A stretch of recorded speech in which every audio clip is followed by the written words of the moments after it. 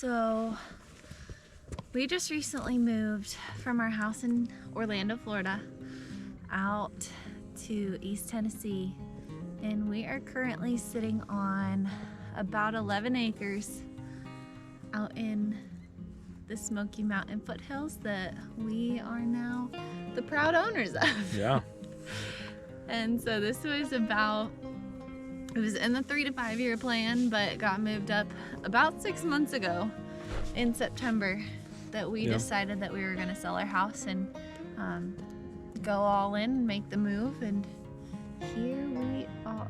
Yeah, and so really with this place, we want it to just be a place of just rest and peace and an opportunity to be back in nature or to go into nature for the first time and just be able to find rest and also be able to produce some type of legacy for future, grandkids to see at one point of what we were doing at this time. And so we're really excited to start this, and we want to just invite you all to really be in the beginning stages of Selah Smoky Mountain Retreat.